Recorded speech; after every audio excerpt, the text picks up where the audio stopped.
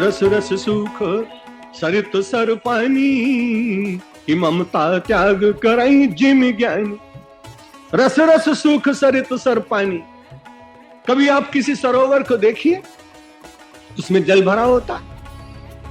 कुछ दिनों के बाद ग्रीष्म काल में आप उधर से ही निकलिए, पहले आप पावस ऋतु में उसके तट पर बैठिए, फिर कभी ग्रीष्म के प्रचंड मारतंड की किरणों के प्रकाश में आप उसका दर्शन करिए, तो आपको स्वयं आश्चर्य होगा।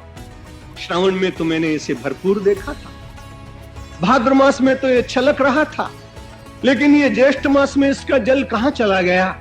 विस्मय पूर्वक आप उसे देखने का यत्न करेंगे, तब अपने आप ही उसके निकट बैठने वाला कोई कृषक आपको कहेगा, विस्मय क्यों करते हो, सूर्य की प्रचंड रश्मियों ने इसके जल को सुखा दिया, पवन के झकोरों से इसका जल उड़ गया।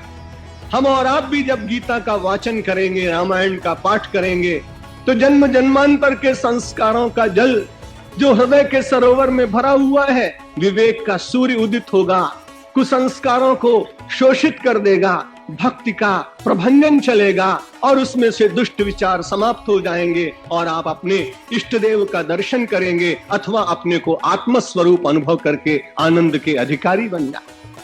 लेकिन उसकी प्राथमिक आवश्यकता वही कि आपके जीवन में अटूट श्रद्धा जगनी चाहिए।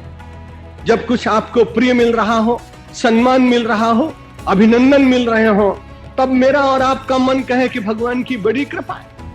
लेकिन जिस दिन कभी अपमान मिल जाए, किसी दिन अपने मन के प्रतिकूल हो जाए, उस दिन तुरंत 50 लोगों से ये कहने बैठे, आजकल भगवान हमसे बहुत नाराज। ये कैसी विचित्र बात। जो परमात्मा कभी किसी से नाराज होता ही नहीं, वो परमात्मा आपसे क्यों नाराज होगा।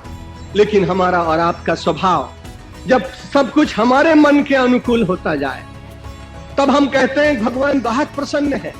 लेकिन थोड़ी सी प्रतिकूलता में परमात्मा की अप्रसन्नता का दर्शन करने का जो जीव का स्वभाव पड़ गया है, इस स्वभाव से अपने को धीरे धीरे दूर करने का यत्न करना पड़े।